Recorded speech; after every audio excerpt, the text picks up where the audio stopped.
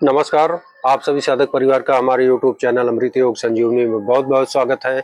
हम आशा करते हैं आप सब स्वस्थ होंगे, आपके परिवार स्वस्थ होगा। साथियों, आज के विषय में बात करूंगा मैं कि जाड़े के सीजन चल रहा है। जो बड़ी उम्र वाले हैं, बड़े बुजुर्ग हैं, उनको रात में नींद की समस्या और बार बार उठने की समस्या हो रही है, क्योंकि बार बार पेशाब लग रही है।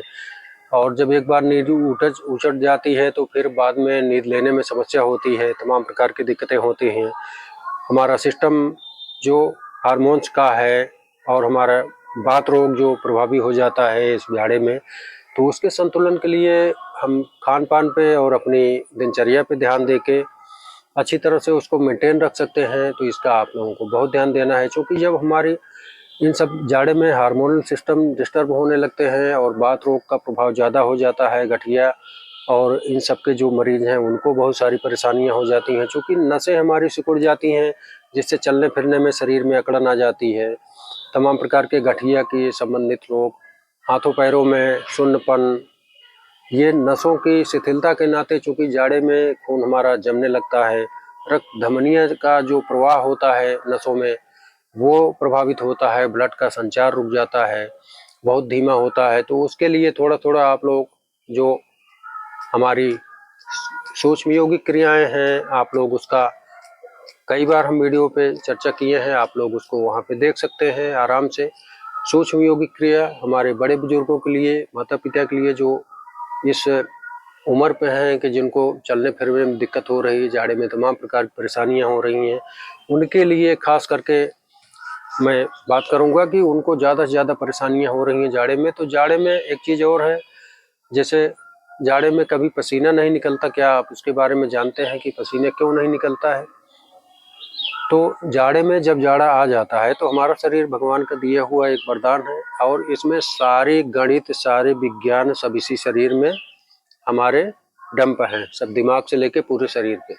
तो जब भी जाड़ा आ जाता है तभी सारी चीज़ों का अनुभव होता है। तो ये दिमाग से ही होता है, और हमारे गट बैक्टीरिया जो हमारे हाजमा सिस्टम और सारे सिस्टम को, हमारी वेगस नर्व जो है वो सारे सिस्टम को हमारे ऑब्जर्व करके सारे शरीर को मैसेज आदान प्रदान करती है। तो उसके जरिए सारी चीज़ें, सारे तंत्र हमारे शरीर में ही विद्यमान है, बशर्ते हम लोगों का जो ये मुख है जिससे हम लोग सारी चीज़ें ग्रहण करते हैं, इस पे कंट्रोल और इस पे संतुलन हमेशा रखना चाहिए, इस बात का ध्यान देना है। तो पसीना जो हमारी ये ऊपर त्वचा होती है, इसके अंदर एक जो झिल्ली होती है, प्रोटेक्शन, जो प्रोटेक्ट करती है पूरे शरीर को, तो उसमें वो अपने आप को मजबूत कर लेती है, क्योंकि जाड़े में संकुचित कर लेती है कि जिससे हम अपना गर्मी शरीर की पूरी हमारी बनी रहे। इसलिए पसीना जाड़े में नहीं निकल पाता है। जो बहुत मेहनत किया जाता है तब जाके निकलता है। तो जब बहुत मेहनत करेंगे तब त्वचा हमारी मुलायम हो जाएगी, अपने आप वो समझ जाएगी कि हाँ मेहनत, गर्मी हमको मिल रही है, तो वो मुलायम होगी, तब जाके पसीना निकलेगा। तो उतनी मेहनत जाड़े में किसी की बस की बात तब तो है नहीं, ना कोई करता ही है। तो ये संतुलन हमारा खुद का शरीर अपने आप लेता है। तो पानी की अधिकता, जो हमारा पानी बाहर निकलता था पहले पसीने के माध्यम से, वो अब शरीर में ही रह जा रहा है। तो हमको बचाव क्या करना है, इसको जितना ही गर्म रखेंगे अपने शरीर को, स्वेटर, टोपी, मफलर, दस्ताने, ये सब चीज़ें जाड़े में हमेशा पहने रखिए आप लोग, इससे गर्मी हमारी बनी रहेगी। और खान पान में चाय, कॉफ़ी, ये सब चीज़ें, ग्रीन टी, ये सब ना लीजिए, काढ़े का प्रयोग करिए। और खान पान पे चावल और चिकनी, तेल मसाले वाली युक्त चीज़ें जो हैं वो उसको बिल्कुल बंद कर दीजिए, कम से कम लीजिए। और जो गुणवत्ता वाले हमारे आहार हैं, मल्टीग्रेन आटा का प्रयोग करिए, रोटी, सब्जी, दाल अच्छे से। और रात में दूध आप लोग बंद कर दीजिए अगर दूध ले रहे हो तो, क्योंकि ये सब चीज़ें विसंगति पैदा करती हैं और रात में सोने में दिक्कत होती है। और एक चीज़ और है, खाने के पहले आप सब बाथरूम ज़रूर जाएं, और खाने भोजन के तुरंत बाद फिर बाथरूम जाएं, चाहे थोड़े ही हो। इसका आप लोग पालन करेंगे, किडनी आपकी सुरक्षित रहेगी। क्योंकि इन सब चीज़ों से अच्छा एक चीज़ और है, जो ज़्यादा नमक का प्रयोग करते हैं, तो नमक क्या करता है, हमारे शरीर के पानी को वो ऑब्जर्व करके फिर रात में इकट्ठा कर देता है ज़्यादा से ज़्यादा।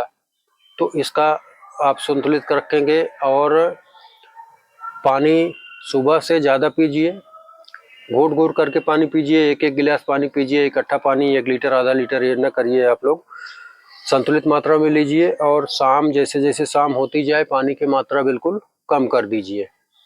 और 6-7 बजे के बाद पानी ना लीजिए। भोजन करने के पहले आधा घंटे पहले आधा गिलास 1 गिलास पानी ले लीजिए। उसके बाद भोजन के बाद 1 से 2 घंटा का सोने में गैपिंग कर रहे।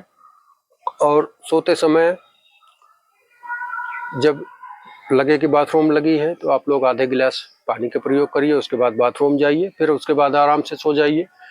तो आपको रात में उठना नहीं पड़ेगा। और जिनको बार बार ये समस्या हो भी रही है, तो जैसे शाम के टाइम भोजन के सही समय आप निर्धारित कर लीजिए। सही समय से आप सुबह का नाश्ता, दोपहर का भोजन, दूसरी मीटिंग का 4-5 बजे का अपना, जैसे थोड़ा सा चना भुना चना आप ले सकते हैं, सुबह भी चना ले सकते हैं, अंकुरित चना, या थोड़ा सा उसको रोस्टेड करके थोड़ी मात्रा में, ज़्यादा मात्रा में नहीं लेंगे, नहीं तो आपको दिक्कत होगी हाजमे सिस्टम पे।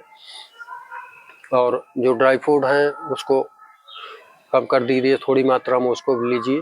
तो ये सब चीज़ें जब पालन करते रहेंगे आप सब, तो ये आपके लिए बहुत ही अच्छा साबित होगा। और गुनगुने पानी का प्रयोग करिए।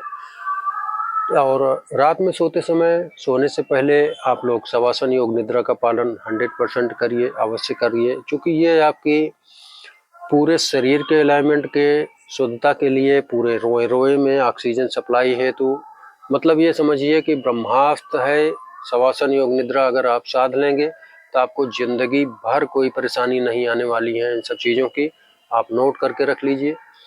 लेकिन आप लोग को करना पड़ेगा, बिना किए नहीं होगा, बताने से नहीं होगा। आप लोग जब इसका पालन करेंगे अच्छे से गहराई से, तब अपने आप को समझ पाएंगे। और जब यही है कि जो आदमी, जो मनुष्य अपने आप को समझ गया, वो समझिए कि सारी दौलत उसके हाथ में है, सारी खुशियाँ उसके हाथ में है।